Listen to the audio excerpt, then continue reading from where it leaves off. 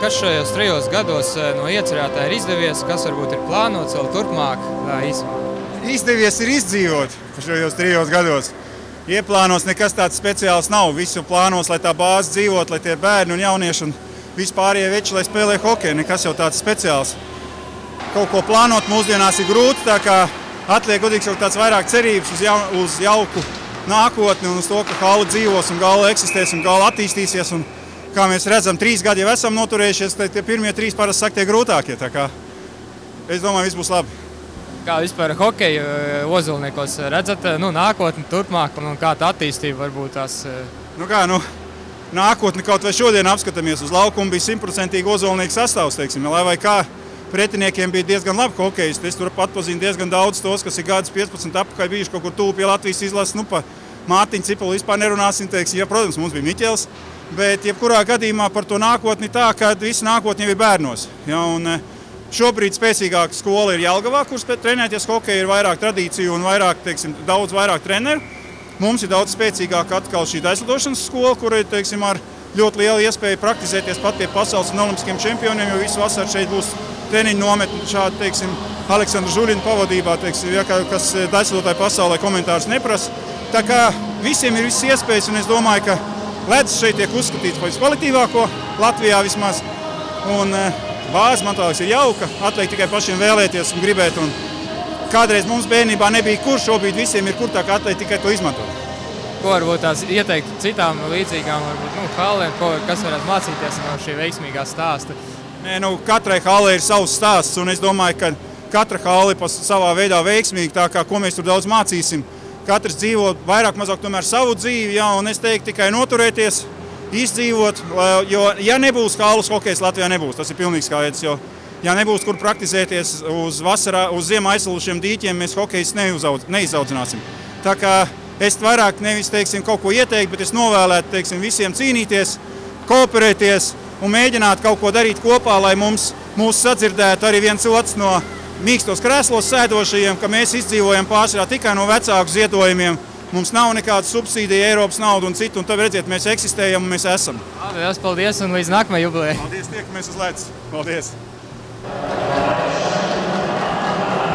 Cik ilgi jau Ozolnieku ledus skolā trenē šortreku un kādi ir audzēkļu panākumi bijuši līdz šim?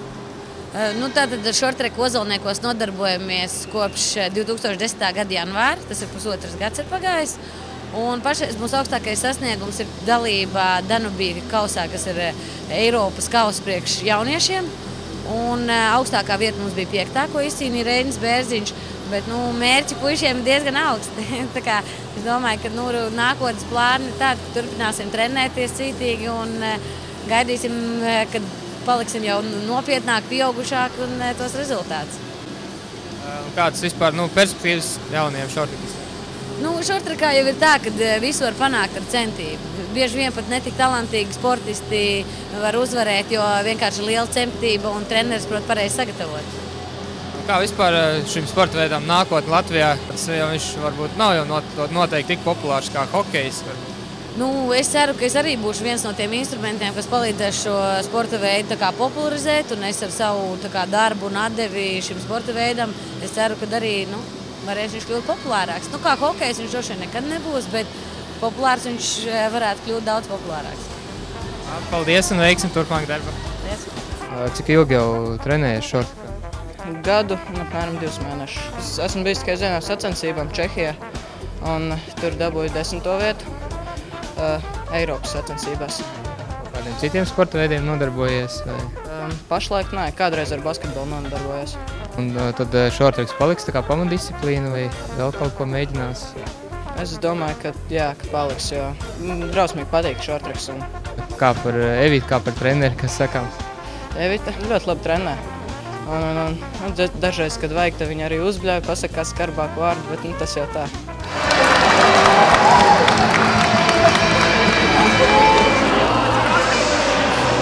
Pirmo reizi Ozolniekos esi vai jau?